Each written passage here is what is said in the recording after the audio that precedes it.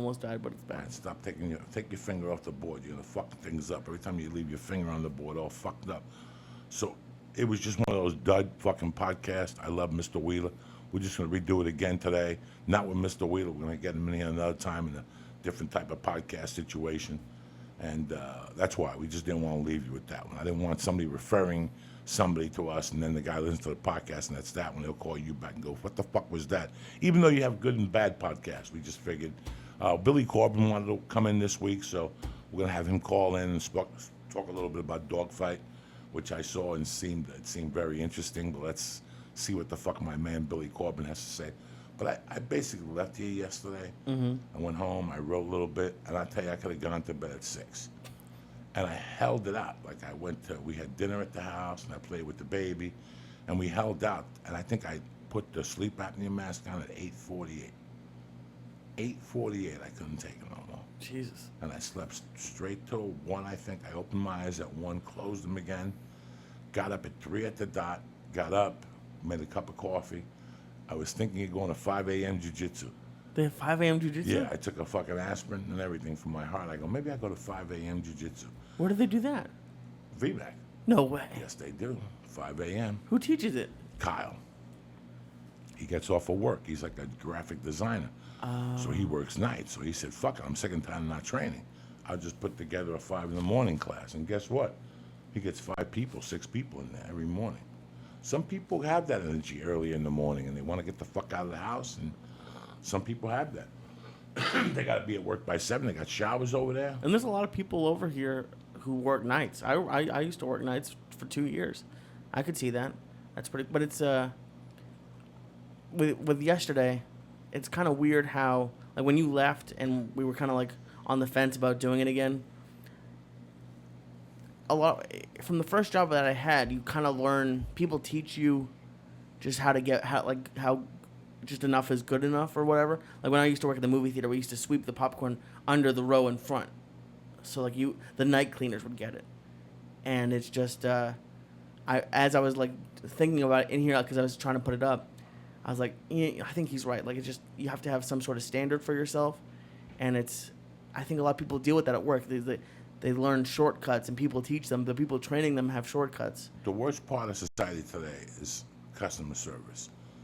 Customer service in this country has gone down 50%. Are we getting dumber? Are we not getting paid enough? Or do we not have integrity in our jobs and who the fuck we are? All of it. Okay? It's a little bit of everything. Because sometimes you go, what the fuck? I'm getting 12. My cousin's getting 18. I'm not going to work hard. I'm not going to do this. I'm not going to do that. But that's when your personal comes in. And once your personal comes in, you say to yourself, what do I expect from myself? You know, that was it. Even when I sold Coke, I sold the best Coke I get my hands on. When I bring the edibles I bring in here, I bring the best edibles that I feel are out there.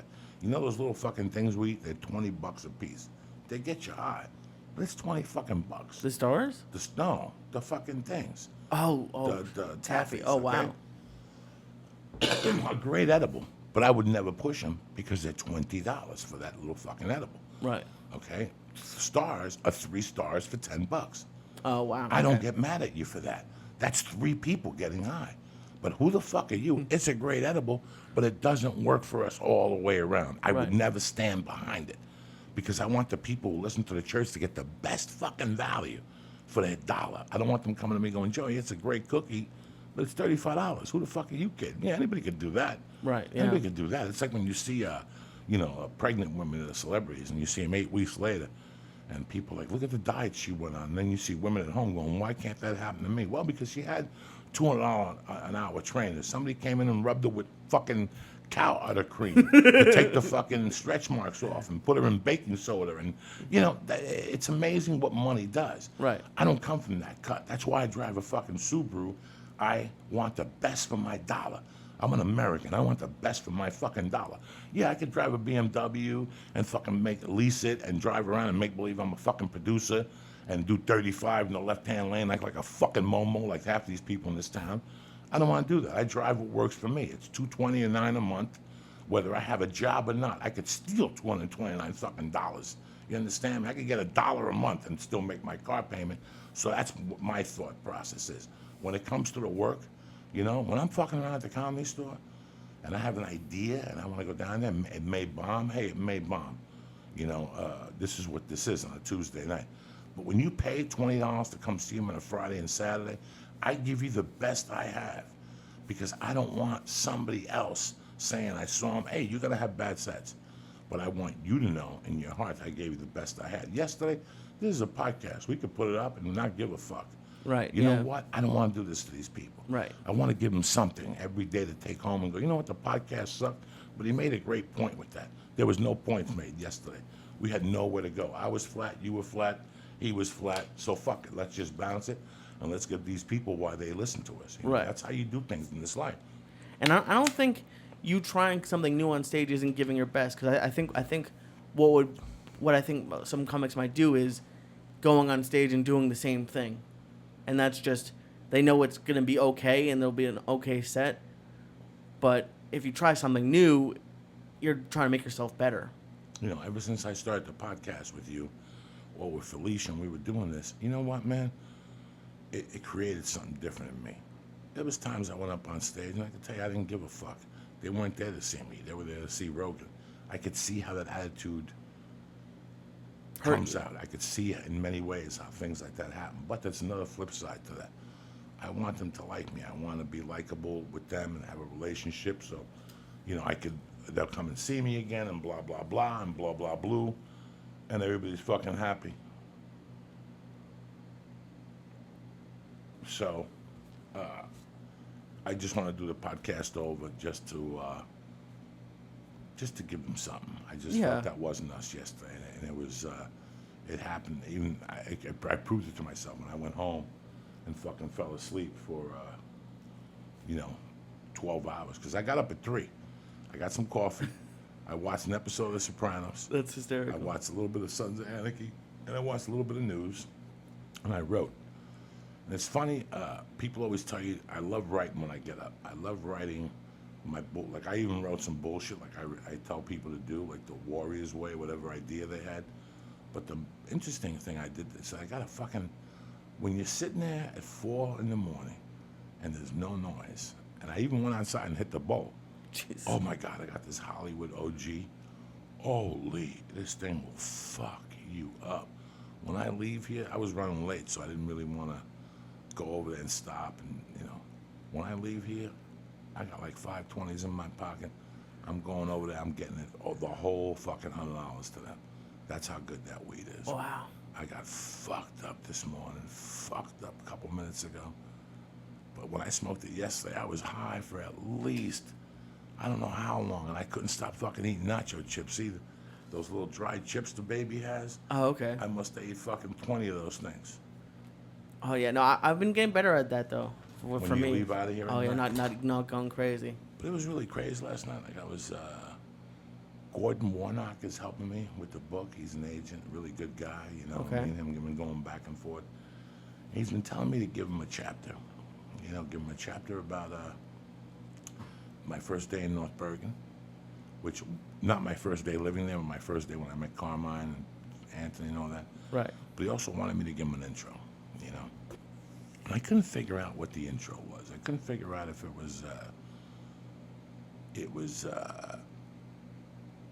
my wife telling me that she was pregnant and how I reacted to it, that day. Like it just, it messed with me for a couple hours, and then her and I got into it one day at the habit over the pregnancy. Like I was like, I don't know what to do. I'm fucking 40, I'm gonna be 50, and I've been thinking about what to write for the intro. The whole time I was like, well, I'll write this and I'll write that. Maybe I'll write when I was in the jail cell and what I was thinking about. And then something dawned on me. I was looking at, we got a school picture from Mercy. Have you seen it? No. A school picture. She looks like a fucking bruiser. She didn't like the photographer, so she was crying. When she don't like the photographer, she gets pissed off. If she don't like who's taking the picture, she'll fucking. So, I don't know what happened. I didn't go. I was out of town. My wife told me she didn't like the lady. The lady was like 800 pounds, and she was scaring Mercy, and Mercy was fucking yelling at her and shit. She finally took the picture. But if you see the picture, she looks like a fucking bruiser. She looks like, she's pissed and she's big. And She's scowling at her? Yeah, she's scowling and she's big and the whole thing. And I'm looking at her and I'm thinking to myself, the last thing I would want right now in this world is to leave this little girl, like to die. Like I couldn't even imagine. Like I just could not imagine, you know. And this is last night when I'm sitting there writing what I tell you motherfuckers that has worked for me in the morning, just to get up in the morning and go, it's Thursday, June 11th. It's a beautiful day. I always started with, it's a beautiful day to be alive. Today I have this, and this on the table. And all of a sudden your mind just goes. Your mind opens up. It's amazing. Your mind just dumps this. And in the middle of all this writing, I came up with this thing. When I left here yesterday, I had a message on my phone from my friends in Miami, the people I knew on 148th Street. Okay. And she wanted to call me and ask me about a date, if I was going to be in Florida on that date. I said no. And we got back and forth to talking about something. And she said, I remember a story one time when you went to Riverside Drive and you went to play baseball. And she goes, do you remember? I didn't fucking remember at all. She goes, you put the cup outside your pants. You wouldn't put the cup under your underwear. You didn't like it touching your dick. So you put the baseball cup here. And she goes, 1,000 kids called you a retard and you didn't give a fuck. To you, that was what you were doing. You were putting the drop cup outside. How old were you? I go, how old was I? She goes, you had to be maybe 5. That's hysterical. 5.5 with jeans on. She goes, you put the cup out.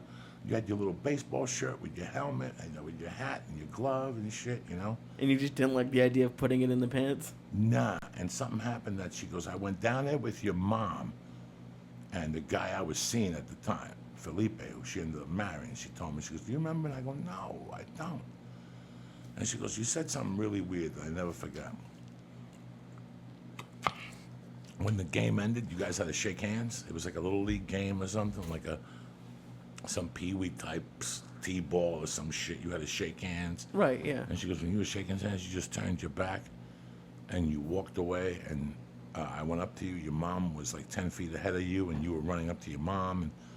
And she goes, I went up to you, and you looked at me, and something about, don't you want to stay or something? And you said, what do I want to stay for? I got no father to watch me play this fucking game anyway. She goes, do you remember that? And I go, not at all. She goes, I was just thinking about that. She goes, do you think of your father still? And I go, yeah. She goes, you know, in those years, it was still fresh in your mind, and you could not get over it. She goes, I remember that there was situations at night that you would wake up yelling. She goes, this went on. Do you remember it all? And I go, no. And she goes, you know, I think that sometimes when we talk, you always think that your life got fucked up when your mom died. I think, she goes, it was when you, and it was. And I thought of that conversation yesterday, and I must have gone home yesterday and just processed it in my sleep or something. And I think when my wife came to me that day, and I got into it with her, because we got into it like maybe a month or two later when they eating lunch. You know, my wife talks. She's a Gentile, so she just talks about whatever the fuck she talks about. You know, Gentiles just talk. You know, I love her with all my heart, but she starts talking, and I don't know. I reacted to it in a bad way, and she got upset, and I was scared.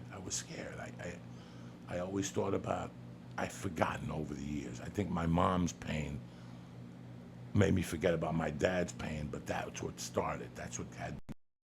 I always really wanted a dad. That's why I'm so close with Carmine today, and Mr. T and Carlos Quintero.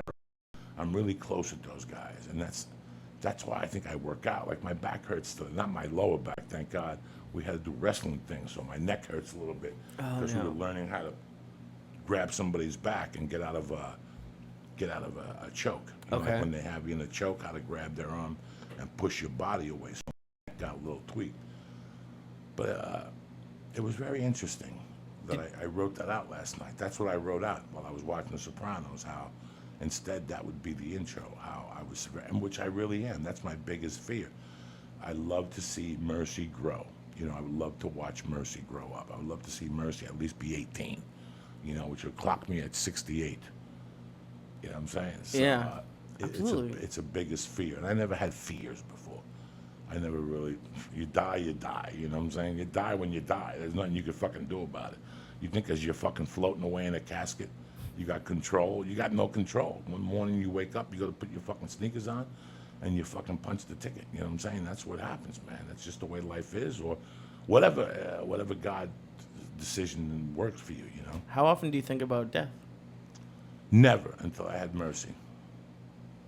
Never. It's a thought I never like thinking about. I don't like thinking about people's death. When a thought crosses my mind, I try to get it out of there and I throw it in my mental wastebasket. I try really hard to avoid all those types of thoughts just because I don't like them just from being a kid and having all those people dying. So when somebody comes to me and says, such and such is sick,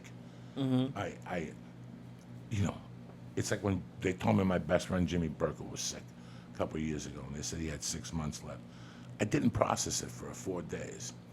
Then by the 5th day, I broke down and cried and cried. And I couldn't believe that this guy was dying. But we're all going to fucking die. Right. And in my mind, I decided, listen, he's going to die. We're all going to die. And it's, it takes this moment for us to be nice to people. Like, that's what really pissed me off about Jimmy Burkle dying. It changed me because I was like, Jimmy Burkle may have 6 months to live. Let me be nicer to him. Why?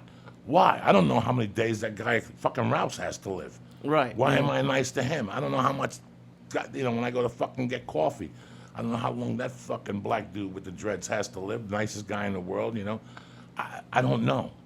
We don't know. That's why you have to be nice, Yeah, you have your moments, but you try to be fucking nice, No, it's messed up when like a thought gets stuck in your head now. I've had a thought stuck in my head for months that maybe it's because I'm getting older now and I'm like when you're a kid you're Whoa, old. what old? You're 26. Well, I What know old that, are but you? like Fuck. when you're a kid, you're like really self-involved, I think. Self-involved in what? And just yourself, like Right, just yeah, you everything. really are, yeah. Just like you're the only thing in your own world. And I don't know why, but for the last few months I'm obsessed with how like we're all like everything we go and do is about us. But then you look at somebody else and they have a whole new life that you have no idea about. And I'll finish this, but we have a call coming in. Billy Corben in the house, Miami's favorite son. Aló, mi amigo, ¿cómo está? Bien, y tú, mi socio, dímelo. Sí, así, gracias. What's going on? What is the state of Miami today? Drop it on me. It's hot. Is It it? is hot. Yeah, it's June. Yeah, it's fucking humid, muggy. The alligators don't even come out. Yeah, it's a little scary today too because it's getting to that intense heat where like transformers are exploding, not like the Michael Bay kind, but like the electricity kind. And then the police just shot a homeless who was holding a stick this morning in a park in Overtown. You know Overtown. Yes. And I don't know, it's like it's feeling a little bit like Do the Right Thing. Remember the end of the Spike Lee movie, in the summer? Right. So you think they're going to go off a little bit? I don't know. We don't really riot here anymore. It's too hot, I think. But people just don't get like engaged politically or civically. Fortunately, we don't riot, but I just mean like we used to riot all the time, in this town. But it just doesn't happen like that anymore. If I tell you something, Billy Corben, I think we're going to have a national riot soon. I think that the country is beginning to, it's like a powder keg, they call it. This is a little too much lately. This fucking guy in Texas with the chick, the little kid, what's going on here in LA, what's going on in Miami. Either the media is blowing this cop thing up to get us up in arms, or something just isn't right lately.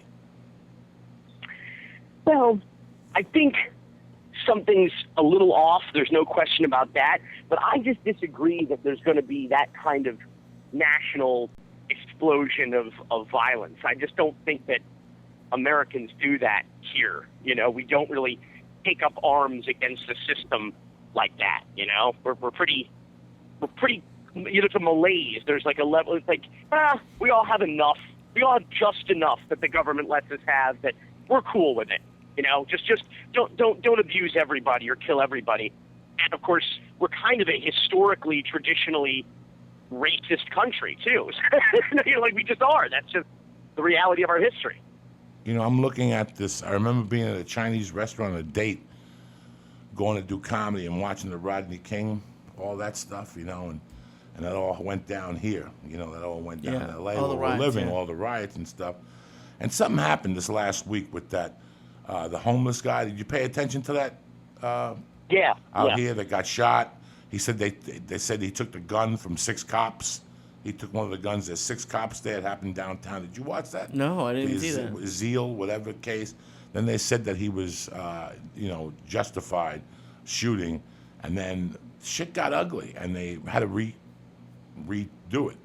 And now they're looking at 2 cops for it. But if you see this, you could tell they fucking shot this guy. He's a little fucking homeless guy.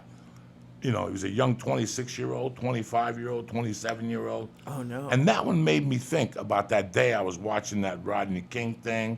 Like, that one made me think. It's been a little bad here, Billy Corben. It's been weird here also. Yeah, I was living in Los Angeles during the Rodney King trial. And the riots broke out, obviously, when the officers were acquitted. And we were all on lockdown. There was that curfew. I was living in Westwood, and we had an apartment that was kind of like on a hill. So we were on like the basement level, like under the street. And finally, we climbed out. I remember the series finale of the Cosby Show, of all things, aired on that Thursday night, and Bill Cosby came on the NBC affiliate in L.A. and like had this pre-show kind of like announcement, this call for like calm and peace and justice. And then we watched the Cosby Show finale and came up over ground, and all the stores were had their plate glass windows broken, and there was like shit on the packages of like shit that had been looted on the ground. And it's interesting that you say it kind of feels like that again. I get that sense here too, but not in the uprising kind of way. I get it in terms of the political environment and the toxic relationship between the police and the community, but I'm not feeling it from, in Miami anyway, on that activism level that you're talking about. Listen, you know me, I'm not a big activist, but I'm seeing just fucking. I live in L.A., and every 2 days in the morning news, it's something different. It's something fucking different, man. I think that's what we're talking. It's like not activism. It's not like they're trying to even make a change. It's almost just like brawls a little bit. Just people are getting fed up with things and they're going crazy. But the cops are going crazy. It's not the people. People are how going the crazy fuck too. did that happen in Texas with that dude stepping on the girl and pulling yeah. a gun out? You know what's going on all over the country. You know these people have fucking cameras in their phones. Yeah. Why are you acting a fucking mutt? Why are you acting like this? You know that they're watching cops. Let me tell you the unfortunate legacy of the Rodney King situation is that the lesson should have been, we are now seeing, or starting to see in that era, the ubiquity of cameras. We didn't have them in our phones yet, obviously. We were, 10 years away from that. But there are cameras everywhere, whether they're surveillance, whether, people just have handy cams, like we did in those days. And the lesson should have been everybody's got to behave themselves. And by the way, that's police, civilian, everybody, be on your best behavior. The eye in the sky is watching us all. And when they got acquitted at Rodney King, the lesson went out, or the message went out to police officers that you are actually free to behave. Look at the guy in Staten Island, for Christ's sake, that was choked to death on camera and was not charged by a grand jury. And where basically the defense was, you're going to believe me or your lying eyes. I mean, it's incredible. We live in very strange times. What's going on in your world? What's been happening, Billy C? Well, it's funny, this kind of, we always talk about these issues every time I come on, and we finally made a movie, a documentary in Dawg Fight that we just released that kind of, in its own way, addresses, these kind of racial issues, the income disparity, and I think everything that seems to be coming to a head in America now, and the way, some of the inner city and underprivileged communities in Miami have dealt with it is this sort of Thunderdome approach to economic recovery, and so I've been just completely consumed with the of Dawg Fight. My favorite was the 4 black women that gave you the color commentary after every fight. That was as interesting as fuck. No pun intended with the color commentary, I hope. No, not at all. Fucking hilarious. I had saw that guy before with Kimbo Slice years ago on TV. So as soon as I saw him, I was like, who the fuck is that? I saw him, I've seen him before, I've seen him before. And it blew my mind, that fucking thing. And the way you shot it, it just looked so amazing.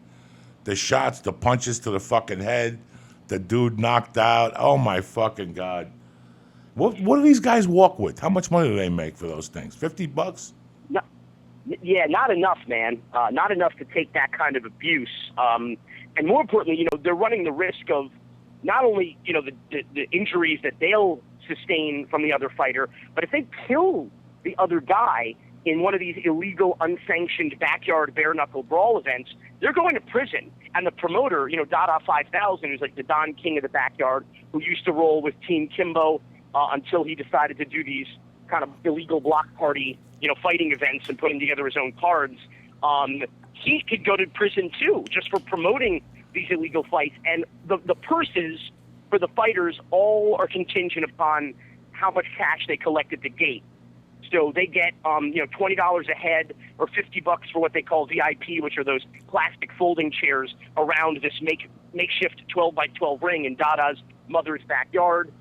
So I saw fighters win as much as $400 for a fight, or Dada also would give like $50 to the loser in a fight like that, or as little as $200 in a fight, and $20 or $25 for the loser, and then these guys basically go to the ER after they get their money and get patched up.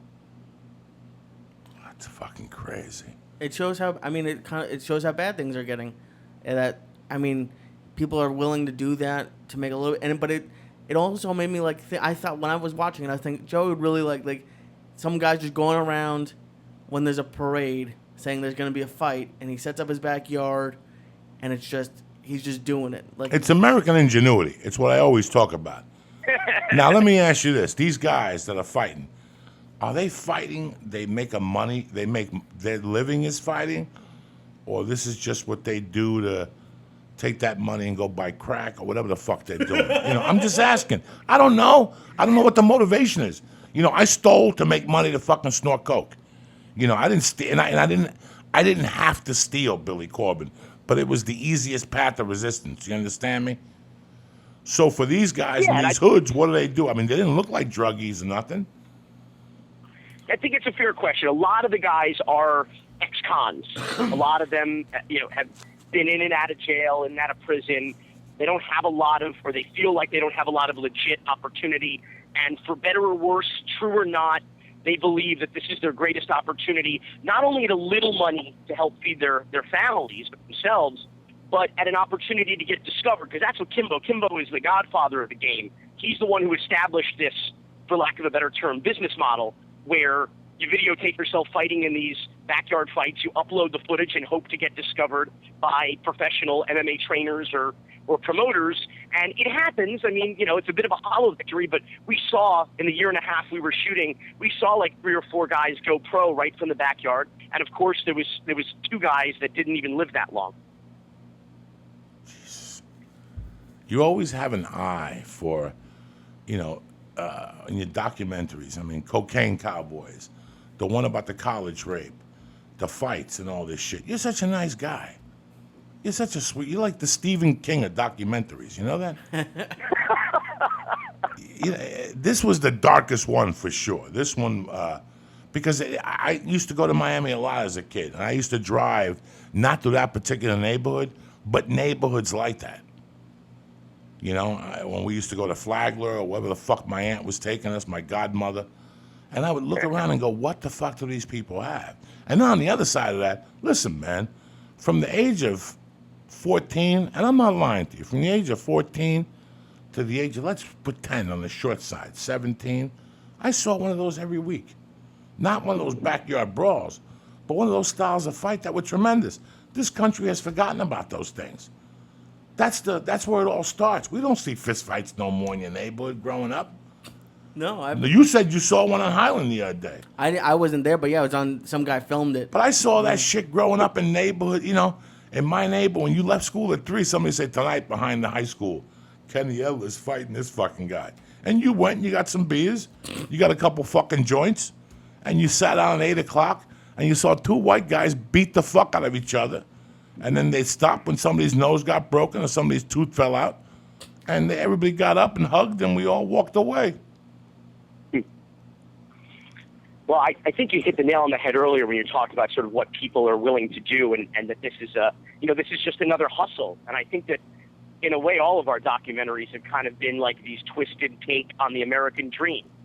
People who just, we all wake up in the morning and figure out how are we going to get ours, how are we going to support ourselves or our families, and some people obviously have different opportunities than others, or some people are willing to do, they're willing to skirt the law, they're willing to get into a 12-by-12 ring and participate in what some people have said is tantamount to human cockfighting or dog fighting. And the truth is that, none of us get to choose who our parents are. We're born, and we got to play the hand we're dealt. And some people make good decisions, some people make bad ones, but we just all, like, I always say I'm a white dude in America. I was born on second base, man, at least on first, so, but some people aren't even born in the park, let alone the dugout. They never get a chance at bat in this country, and people watch this footage in this movie and they say, Bill, this doesn't even look like America. It looks like the third world. And I said, it is the third world. It is the third world. It's Miami-Dade County. It's, we are the third world. You're a beautiful fucking man, Billy, for even going down. I'm watching them and I'm going, what is Billy thinking, standing around with his little camera right now with two of his buddies and a sound guy, and there's 80 black guys that'll fucking slice his neck at any minute. They could just take him out of there and beat him up and bury you under the fucking ring. Billy, what gave you the idea to do this? What was the first thing that inspired you to do Dawg Fight? Well, we have an alt weekly down here called the Miami New Times, who had covered it. We all knew about Kimbo. Like you said, you saw Kimbo, online and on TV way back when. But what we didn't know is that somebody had kind of, the Dada 5000, this guy, Dafir Harris, had kind of taken up the mantle and started to organize these backyard brawls. And as soon as we heard about him and his family, we wanted to tell that story. And I got to tell you, I was, with the exception of maybe one occasion where a fight outside the ring broke out, I was never scared in West Bronx. We always felt it was always very warm and welcoming, and it was like a block party, the whole scene. And we had the best food ever, the best barbecue, the best fried catfish, the best seafood rice. I mean, everything was like, all the neighbors came out. It turned into like a cottage industry for the block, for the community. And I don't know. I think also because we did Cocaine Cowboys and we did the U for ESPN 30 for 30 and broke. So a lot of folks respected us and our work, and were excited that we were just there telling the story of a neighborhood that I think is mostly ignored and neglected by the media and even by the representatives and leaders and politicians. First of all, that neighborhood is my type of neighborhood. If you want me to lie to you, this neighborhood where I live in and people walk by exercising and they're all fucking white. I had to put a sign in front of my house the other day. I got a camera. If I see your dog shitting in my yard, I'm going to shoot you and the fucking dog and shove the shit back up your ass. Somebody took it down after 3 hours. But that's my point. They walk around, they got every opportunity to have class, but then they have no fucking class. They hide behind their color and their BMW and you think they have class. But, it's like when I live 2 blocks away from the train station, okay? I see a BMW on my block or like a nice Mustang on my block. So this guy paid $500 a month for the car, but he don't want to go for an extra $10 for the parking spot. I scratch his fucking car. That's it. He'll never come in my fucking neighborhood again. I hate those motherfuckers. They got no class. They got no fucking, you gotta buy a BMW and park in front of my fucking house and walk 3 blocks to save $10. Go fuck your mother, you fucking miserable fuck. That neighborhood, when I walk into that neighborhood where you taped that fight at, guess what, bitch? I know where the fuck I stand. Those people, that's what this country used to be about, block parties. We've forgotten. That's just a block party with a fist fight. That's all that is. That's a block party with a fist fight. The neighbors get involved. There's rice. There's food. There was kids there. They're throwing a fucking frisbee. The sun's out. That's a fucking neighborhood. And I have to say at the time, unfortunately, it's not true anymore. But at the time, you also saw, I think, some really exceptional community policing. You saw the police dealing with people, on a realistic level, on the ground that, not the way that lawmakers in Washington, D.C. or in Tallahassee here in Florida, our capital, think that people, that criminals and lawbreakers should be dealt with. But the reality of understanding the culture of a community, and the police realized, in a neighborhood racked with crime, with drug dealing, with violence, they would suddenly be out on a Saturday afternoon, and it was quiet on the streets. People weren't out. People weren't selling drugs on the corner. People weren't shooting each other or robbing stores. Where were they? They were in the backyard watching a fight. And yeah, maybe they were smoking weed and doing some gambling and some betting. But the only violence occurring in the neighborhood during those hours was between two consenting adults in that 12 by 12 ring. And the police said, listen, for as much as and we had plausible deniability. We don't know what's going on in this private backyard with the chain link fence and the blue tarp up. If someone obviously calls 911, they'll do their job and they'll come out and do their thing. But why would they shut it down? Were they going to launch tear gas over the fence and then push everybody out of the backyard onto the street? That's just going to escalate a situation that doesn't need it. So for a while, the police handled that neighborhood with, I think, exemplary community policing. And again, unfortunately, the fights aren't going on anymore, and you have police basically arresting every black kid who's got a nickel bag, for no reason at all, and completely destroying their lives and putting them into the system. We have a real problem here. In America, I mean, black people are 13 to 18% of the population, and white and black people use marijuana at exactly the same rate. And yet you're 3 times more likely to be arrested for a minor pot crime or pot possession if you're black in America. In Miami-Dade County, you're 6 times more likely to be arrested for marijuana if you're black in this county, which is crazy. It's crazy. Back to something you said before that. Right now, 3/4, if this was Joe Rogan's show, 3/4 of the people, because they're the smart, intelligent kind, or whatever the fuck they're thinking this week. But an intelligent, somebody from, and I hate to say this, somebody like from Kansas or somebody from a decent state that's listening to you about that's exemplary police work would sit there and go, what's he talking about? They're breaking the law at all levels. But that's what the problem is. You can't arrest everybody. And there's a story behind the crime. When I was a kid, I got in trouble every fucking 10 days, Billy. But when the cops got there, they listened to the story.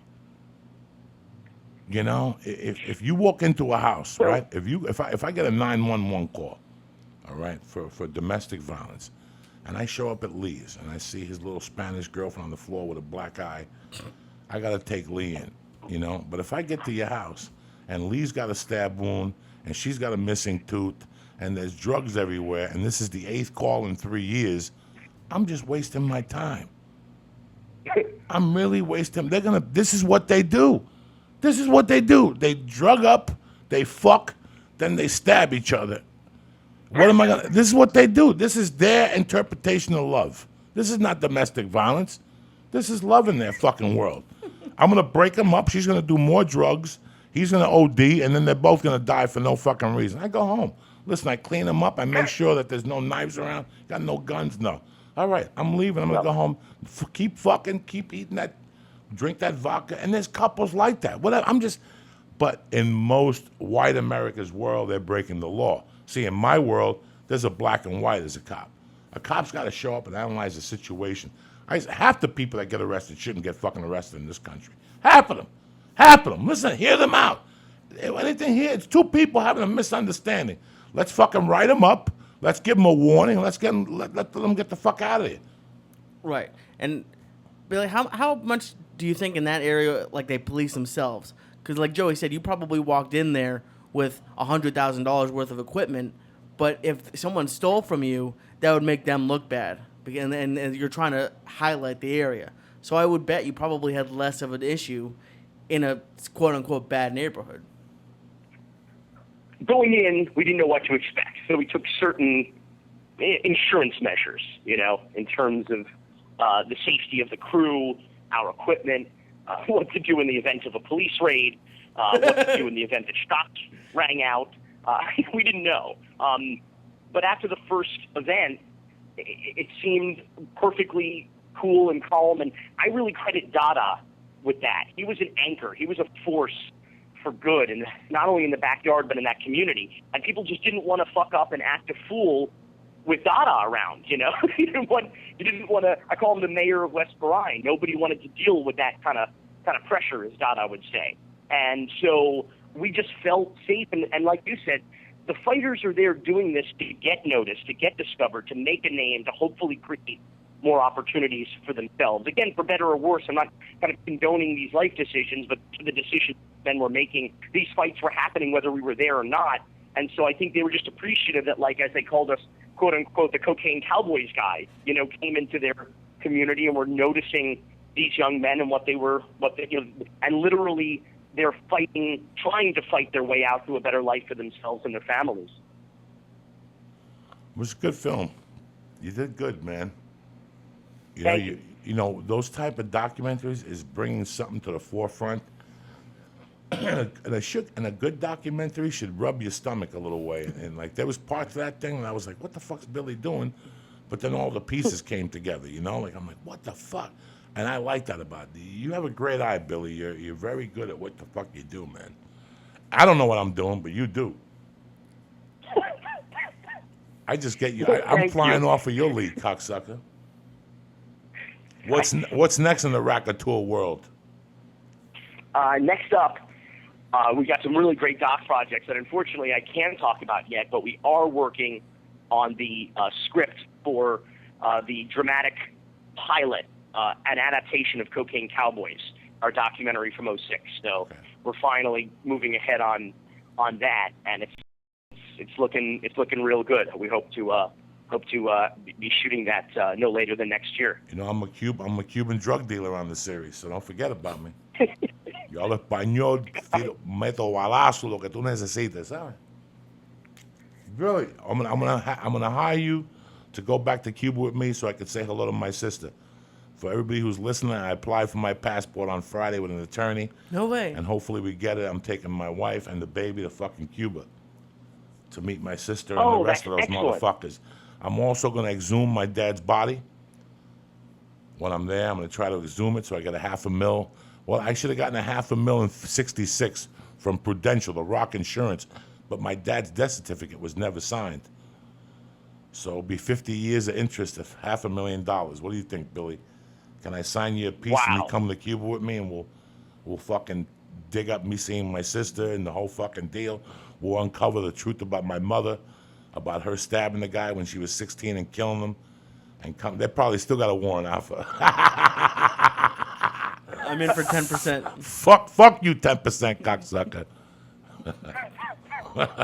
That's amazing. I've been wanting to go I've been wanting to go my whole life, but certainly since they opened it up earlier this year, I think that's outstanding that you're going. I hope that all works out. I'd love to go with you. I really do, but I can't wait to see my sister. I can't wait to see the look on her face. And I got cousins and fucking uncles, and you know my cousins are the National Cuban Band. They're the touring band. Emmy Alfonso and Eki Alfonso, ex-Alfonso. That's what they do. It's the other side of my family. That's the Valdezes. That's my mom's side of the family. But my dad's side of the Diaz's, they're in Camagüey. So I'm really thinking of shooting this, going back and seeing it from my eyes. And I don't know how I'm going to do it. I like to do it rough, you know, Billy, like on a boat. Like a 12-man boat. We all go back there with the cameras and see the rafts floating, the unmanned rafts floating at like the 50-mile. They say at like the 50-mile point, you see like deflated pieces of rubber and milk containers and wood from fucking rafts and boats that didn't make it. Oh, no. Yeah, it's fucking really eerie, they say, you know. Have you interviewed one of those people, Billy, who did the raft trip? I haven't interviewed them on camera, but obviously you're in Miami long enough. You meet people who came here by any means necessary. And what have they said to you? Have you spoken to them at all in detail? And when they tell you the story of that journey, those 90 miles, Jesus fucking Christ.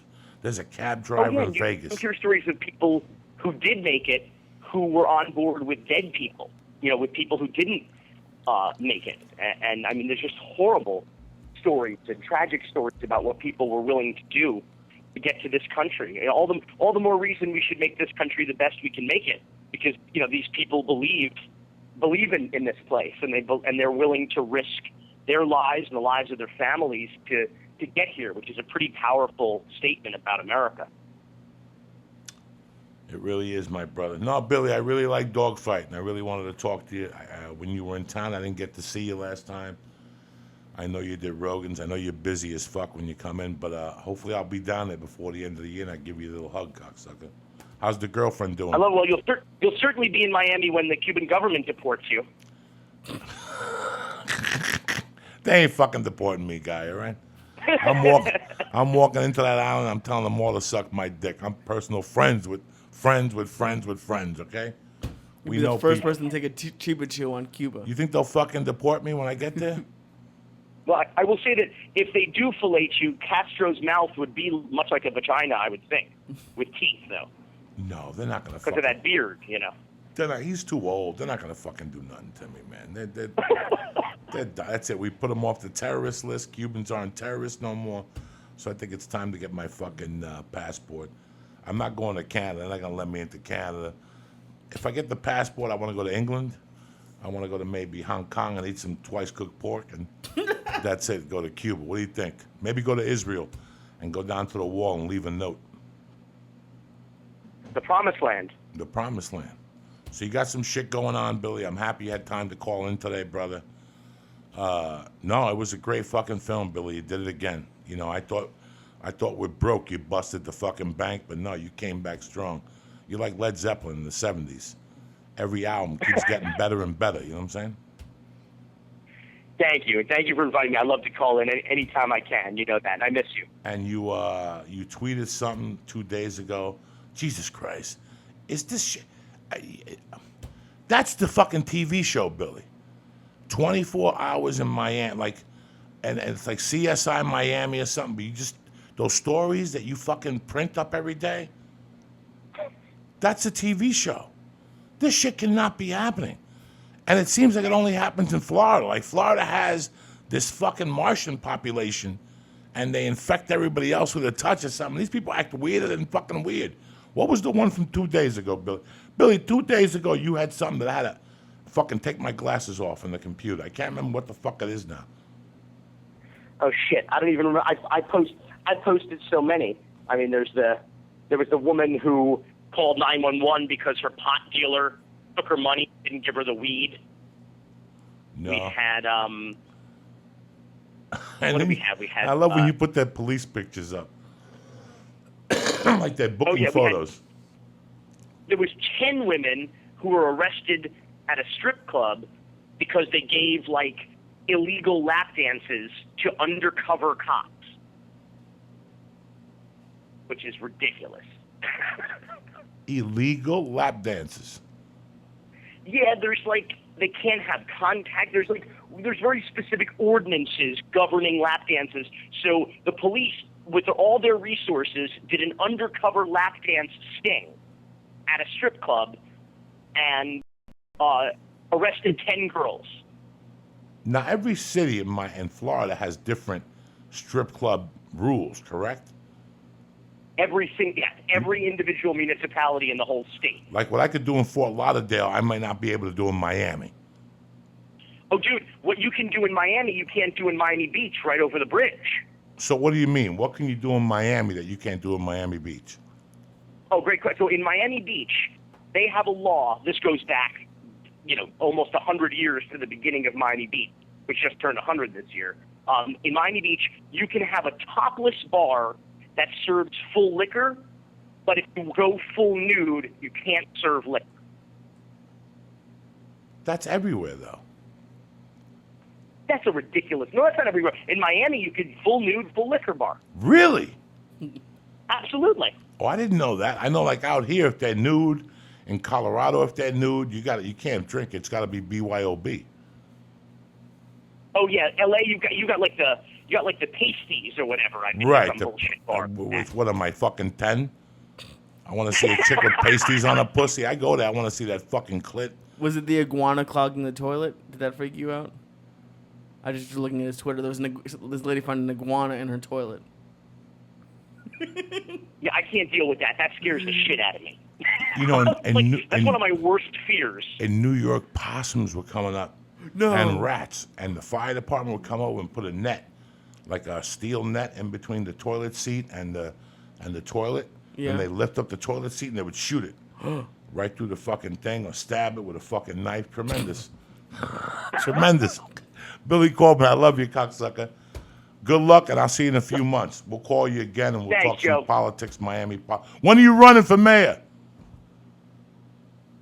He hung up already, that fuck. Yeah. Let me give some shout-outs, and we'll get the fuck out of here. See, folks, it turned into something. This is the way a podcast should be. A little conversation with me and Lee, a little chit-chat with a good fucking guest, and we're out of here. Abadoo, babadoo. The king of autism. How you doing, cocksucker? Brandon Cruz, what's happening? A.K.A. Johnny Arch. I love you. Burbank 108, 818. Get healthy, cocksucker. You've been away. I don't see you. I got other people parking now on the block. Andres Ortiz. You got a new church member there. Congratulations on your son or daughter. I saw the picture on Twitter. Very beautiful. God bless you. T-Bone, get it together. Charlie Powerhouse, you bad motherfucker. And Jesus Shuttlesworth. You know Uncle Joey's here for you. You know what I'm saying? What's up with you, cocksucker? What do you got planned for the weekend? I don't know what we got planned this weekend. Oh, Paula got a scholarship, so she's going on Saturday night. She's bringing her mom. She only could bring one person, so she's gonna bring her mom. So I have Saturday night to myself, but we're gonna go to get dinner on Sunday. Beautiful. Yeah, it's gonna be fun. Saturday, come to the store with your Uncle Joey. Perfect. Got 10:45. You come out, you jump up and down. But it was really, it really fucked with me last night that I realized, yeah, my father was big in my life. You know, I feel bad for my father. I really fucking do. Why do you feel bad for your father? My real father was a really good guy, man. You know, in all the conversations I had about him, there was just something about him. He was very generous, you know. We didn't pay for my mother's wake because the funeral director, he had helped out when he first came from Cuba. He brought him Christmas presents for his sons and his daughters. My father was a decent guy. And he just fucking died a weird death. And my mother, my uncle, who hated everybody, my uncle and me even stopped talking. We haven't spoken since Christmas Eve. He says that, he even said that my dad was a good guy. He goes, I don't know what he's doing with your mom. Even he said it. He goes, I couldn't see the correlation. He was a big, good-looking Cuban white dude, and he had personality. He dressed nice and shit, and he worked hard. And, you know, he had his faults. You know, he did some drugs, and that's what he died from. But I couldn't imagine being him. Like, I was looking at that picture of Mercy last night, and I was thinking to myself, my last 3 minutes on this earth, what would I think about? You know, while I'm laying in a bed or on a floor hit by a bullet, or I'm having a heart attack. What are you thinking about? You know, and I know that from my conversations with people, my dad was thinking about. I mean, we were that tight. I changed his life. My mom said he was out of his mind until you came along, and he was always with you. You know, I have no memories of what he looked like or anything, but I do remember driving in a car with him, like him. Really? In a steering wheel, me being a steering wheel. You know, I remember that in Cuba. No. In a Cadillac. Yeah, I remember all that shit. I saw the pictures of his Cadillacs in Cuba, and it's just weird. And I've always felt that he's watched over me really tight. Like, I've always really believed that in my heart and in my soul. A lot of times I'm indecisive, and I'll get a thought to my mind or something, and I've always really believed that, you know, at times. So You talk about what you think might have happened if your mom had survived. How do you think your life would have been different if he had survived? Well, he was a businessman. You know, he was making a lot of money. And he was opening up Cuban restaurants and sandwich places. And I don't know, but I know I wouldn't have walked around with this thing on my back. You know, I wouldn't have walked around. You know, I talk about being allergic to peanuts, how you have a jacket on your back. When a parent dies in an early age, you don't have a jacket on your back like being a snitch or being a fag or having 1 foot or something. but you have this thing inside of you that you're missing something as a child, you know. I forgot that conversation with Mercedita, her name, but I do know that it didn't give me as much pleasure in doing shit as a child because everybody else had a dad and I did. And don't get me wrong, I had a lot of love. My godfather would take me to the movies on Sundays, and I had friends of my mom's and my mom's, couples that treated me just like I was a son. But there was always something missing, you know. And just when I was starting to figure, you know, my mom remarried, and I guess I put stock into Juan as a dad, and I neglected, maybe neglected thinking about my dad. He was gone. But then as I got older, I started thinking about him and what he wanted from me, what I heard from my mom. And I think him and my mom wanted me to be they just wanted me to be happy and to do something with my life, which I did. You know, I didn't do what they wanted. They wanted me to go to the service and be a fucking attorney and shit. But I ended up doing something with my life, which is big for me in my world. Hell yeah. You know, I can't believe it. I can't believe I ended up doing something with my life. Don't get me wrong, at all. 20 years ago, I was still saying to myself, I can't believe I didn't do anything with my life. Well, now I got an occupation, you know, and I did something with my life, and I feel okay, you know. It's gonna be crazy going back to Cuba. Are you even thinking about it at all yet? Or are you just no? It's too overwhelming. I've been talking to a friend of mine, Ivan Saliveri. He was a UFC fighter, and Ivan's been trying to get me to take care of my paperwork in Seattle, go back. But I spoke to Ivan last week. It's just too much work. It's too much work for the bang. So why don't we just eliminate the warrant and just go for the fucking passport? If they turn us down for the passport, then we have a fucking problem. But I finally got an attorney. I got a company in Wilshire that you pay them and they do all the legwork for you and everything. Oh, cool. So I finally made the fucking jump. You know, I was very indecisive for a while. Canada, I don't know what's going to happen. I got to that's my next move. Let's just get the fucking passport and let's see where we need to attack, you know? Right. But I'm really happy that I fell asleep last night and I got up and I had that brain fart because now I kind of have an intro from my book, you know? What is the point of the intro? Like, what do you want to get out of it? I want to let people know where I was when where my mind was. Like, I would read, like I did Nick Swanson's movie. You know, the one that got... The porn one, right? Yeah, the porn one, and Don Johnson was in it. And about a month after that, his wife had a baby, or his girlfriend had a baby, and I sat there one day and like, how selfish is this to have a child at 54 or 55, you know, as a man? But then it happened to me, you know, and when it happened, it's something that it was an accident. Like, it wasn't me and Terry weren't planning on having a child. So it wasn't like I was being selfish from the jump. But then I started thinking about my doubts, you know, and that's what the book is about. The intro is about the doubts I had and how I ended up being me, you know. I didn't have a dad, but I still made it. I still did something with my life, you know. I didn't have a mom, but I still persevered, you know. I really wanted to get Darren Carter on. And we can't because Darren Carter's an orphan. He was raised in Sacramento in an orphanage. Oh, wow. And he's a great guy. He Yeah. turned out great. And I really want to have him on to talk about his experiences in the orphanage and how the doubts he had grown up, whether the same doubts I had grown up. You know, and then after 15, I had more doubts. After my mother died, you have these doubts about society and who you are and why this happened to you. How can you not when you're that young? That's the question you ask yourself. And that was where the anger comes from for a long time. That's why I wanted to shoot somebody. That's why my head was in limbo, because you can't figure out where this comes from. You're raised Jewish. You go to temple. I don't know what the fuck they tell you in temple. Jesus was a millionaire and he bought land. I don't know what the fuck they tell you, you know? It's pretty much the gist of it. But in church, they tell you that there's a God and he created you and blah, blah, blah, blah, blah, blah, and there's 7 sacraments. And this is me at this age. This is who I turned to first for the answers, because I didn't have the answers. So who do you turn to? You turn to your God, who created everybody, or who they fucking told you made everything. And guess what? He got no answers. He don't collect calls. He don't collect calls, God. So there you are sitting there thinking to yourself, what the fuck? You know, how do you figure this out? So you get pissed off at God first. So you get pissed off at whoever your God is. You know, they took away the most important thing in your life. Who do you get pissed at? When somebody runs over your grandmother as she's coming out of Rouse, that's one thing. You could go to jail and send him hate mail. But when your mom dies of natural causes, you can't figure it out, you know, and why this happens to you. I have a friend that his dad died 3 years ago. He calls me once a week. In fact, let me tell you an interesting story. I got an email from Gary the other day, a friend of mine, Gary Hartman, I grew up with.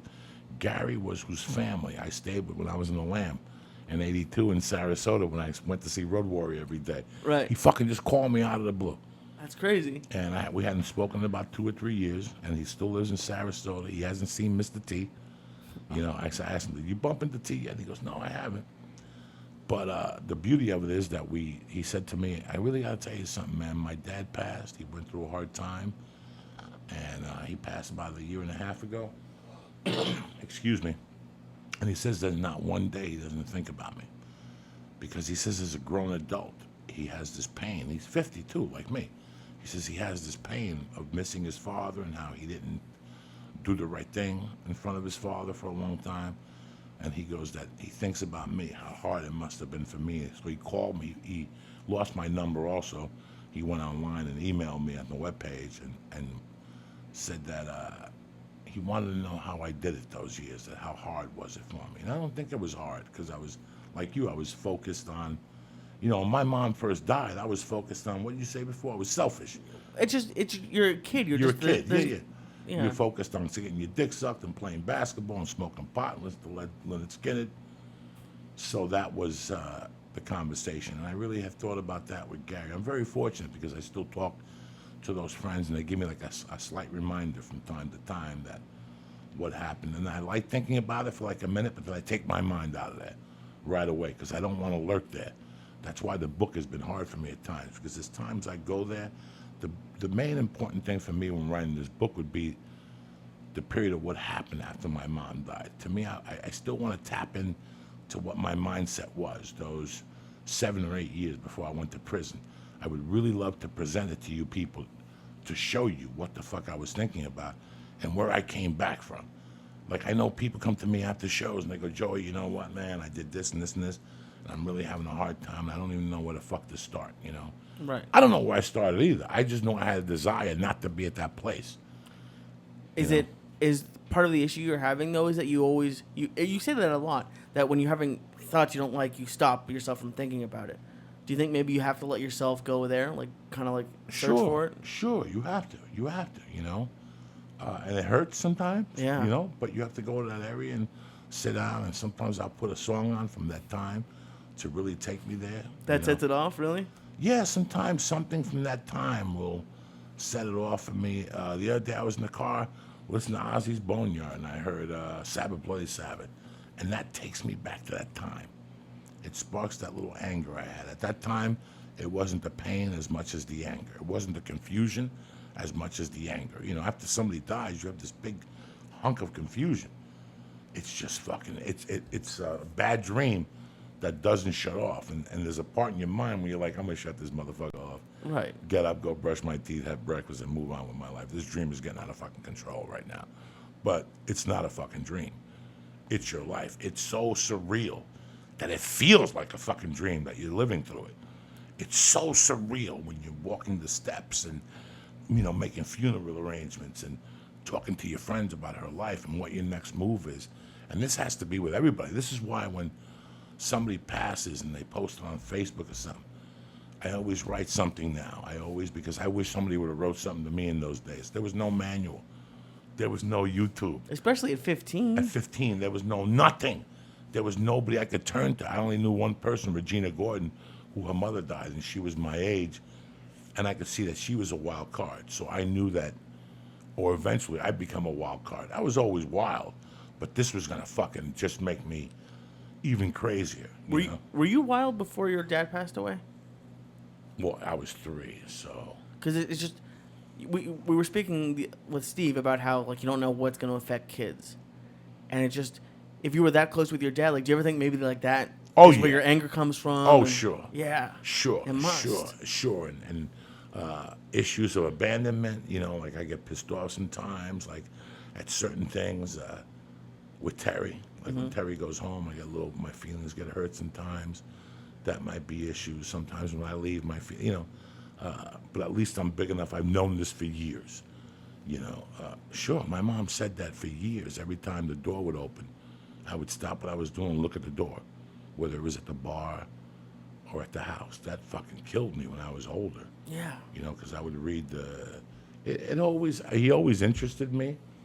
The people that I grew up around were always dear friends with him. Like the really people who kind of took care of me growing up were really good friends of him. They weren't the best people. They weren't the best quality of people. But they had something that I have today, and they passed it on their heart, you know? You know, I was talking to Randall, the guy I'm writing the script with, about a character named Tati. Tati was a 24/7 bad guy that had grown up with Manolo. He had grown up with my dad. He was just he was a murderer. He took drugs from people and shot them and had no remorse, and he was fucking nuts. But he loved me in a way. He had no sons. So in his eyes, he was my son. You know, when I was in the 6th grade, he gave me Coke one time in a capsule when he went to get me a haircut. He used to take me to the city to get haircuts. Yeah. When I was like in the 6th and 7th grade. And he told me once, he goes, I saw that skinny girl by your house the other day. See, yeah. And I didn't know what to say. I'm like, no. How old were you? I'm like 11 or 12. And he gave me like this fucking capsule filled with cocaine. And he's like, next time she comes over, eat her pussy with this cocaine. I'm like, how crazy is this? I had that little capsule in the back of my drawer, hidden behind like a notebook, so it wouldn't roll out when you open the drawer. Oh, wow. And one day my mom came in like at 4 a.m. She's like, Tati just fucking told me that he gave you a bit of coke for fucking to put on a girl's pussy, and you took it. What the fuck is wrong with you? Give me that right now. And I'm like, I don't have it. What you do? And I threw it away. I had it. I never fucking, I think I gave it That's back. hysterical. But Tati was, Rodolfo Castrillon, the guy in Miami that raised me. Rodolfo was a great guy. He was tight with Manolo, but Rodolfo brought it. Rodolfo went to fucking jail for murder. He brought it, bro. These were friends of my father's that my mother honored after my dad died. You know, like she couldn't not call him back. They wanted to have contact with me. They wanted to give me money. They wanted to be there for me. You know, so these people he left in my life, I learned a lot from, you know. There was this guy, Pepe Cojo. Cojo means that you have a limp. You know, Pepe was a friend of my dad's in Cuba, and he came back, and he used to date this woman, Dina, at my mom's bar, and he ended up knocking her up, and they had a kid together. And Pepe and I were tight growing up. Pepe and me, I was there when Hank Aaron hit the home run, 7:15, broke. Oh, no way. I was like a little boy at his house. I still remember him having a daughter. If I'm 52, the daughter's got to be 49, maybe 48, 47. I was a few years older than her. Okay. You know, and I remember being at the house with him. He taught me how to shoot a gun when I was a kid. He taught me how to play baseball. Pepe was a big, healthy guy.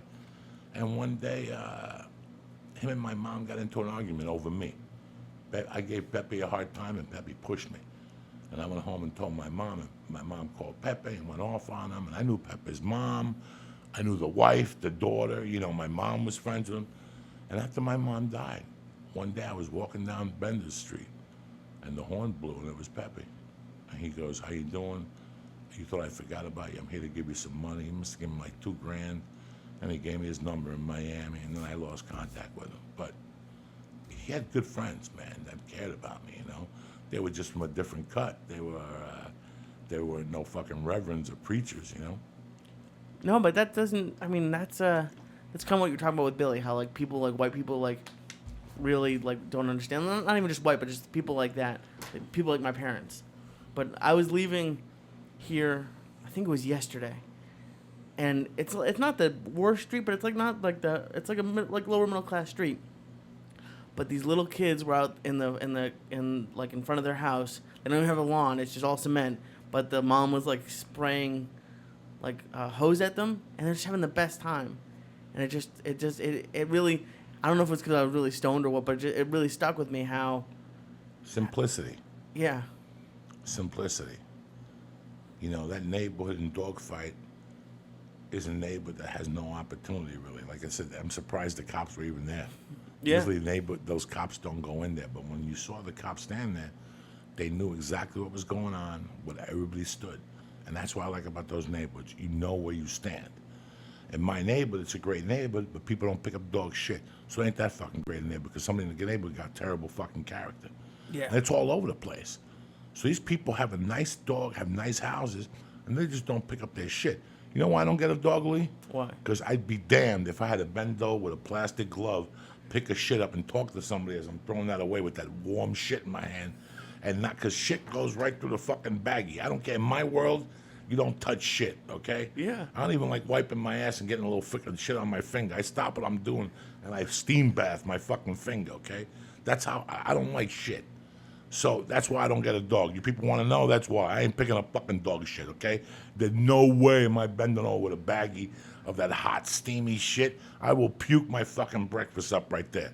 So let's avoid this right now. The cat litter boxes, they're in fucking cat litter.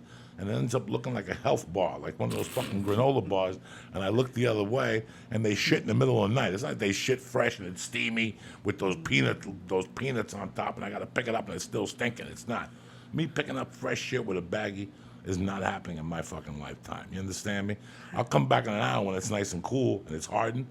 Those little shits that freeze up, I'll pick those up and throw them at you. I don't give a fuck. I've done that before.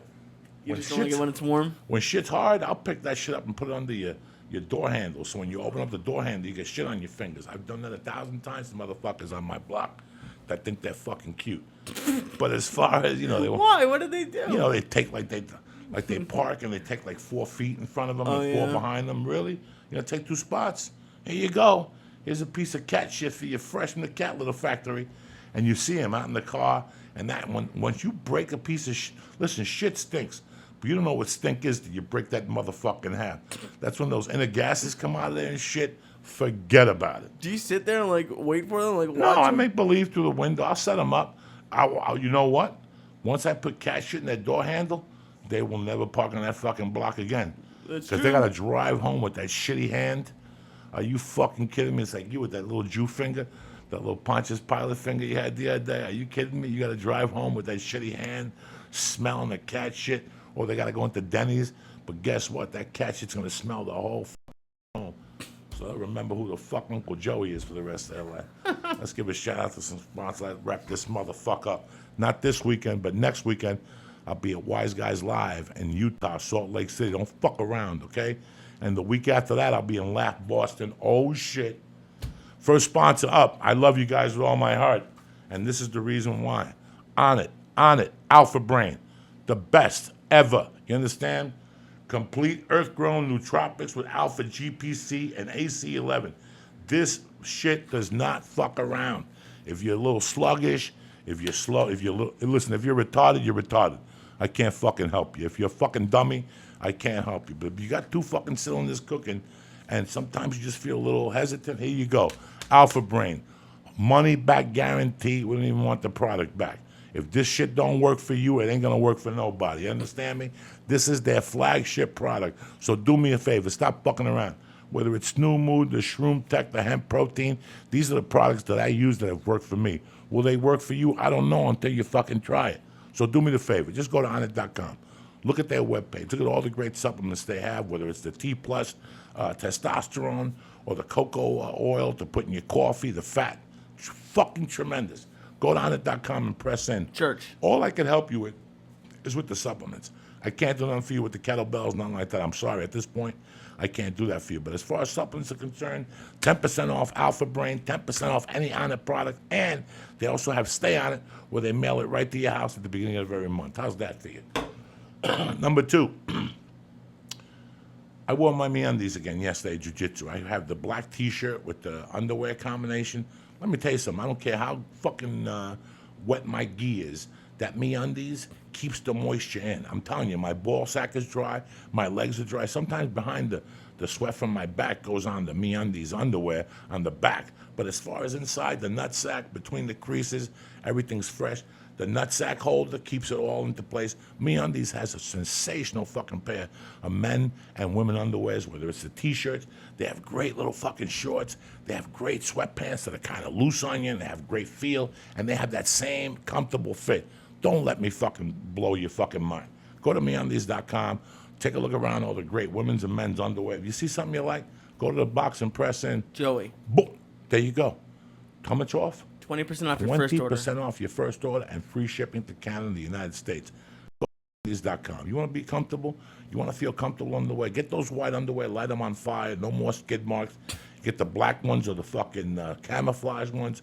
Chicks will like you. They think you're fucking cool. And that's just how it works out. Go to MeUndies.com and press in. Joey. Boom!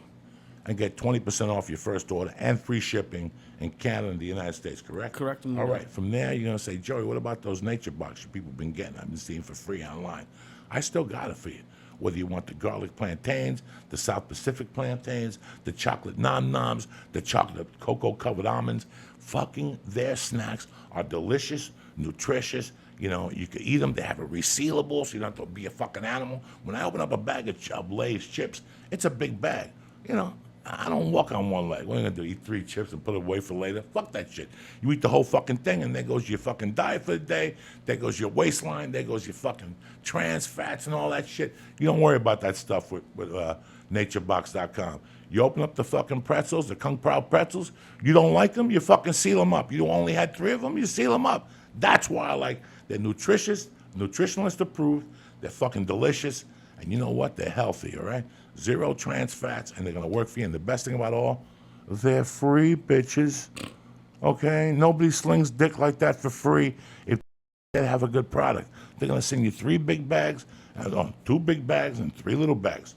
Go to naturebox.com right now and press in. Just go to naturebox.com/Joey. Boom! And get your free fucking starter box. 5 bags for free from NatureBox, shipped to your house. It's gonna cost you like $2, but who gives a fuck? I'm giving you a $30 value for free. Once again, onit.com, MeUndies, and NatureBox, and a big shout out to Iron Dragon TV. Get 2 free martial art films right away from 4K technology. What are they pressing the box? Joey. Joey, you can get 2 free films from IronDragon.com. I'd like to thank all my guests this week, King of Autism, Billy Corben, my main man, fucking Steve Simone.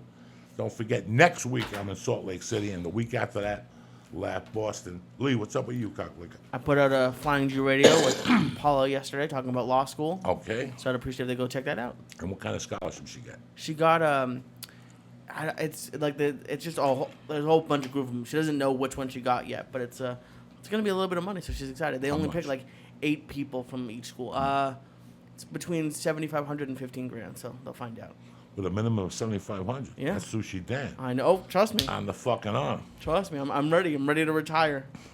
You bad motherfucker. Have a great weekend. Thank you very much for watching, listening, or whatever the fuck you do at the church.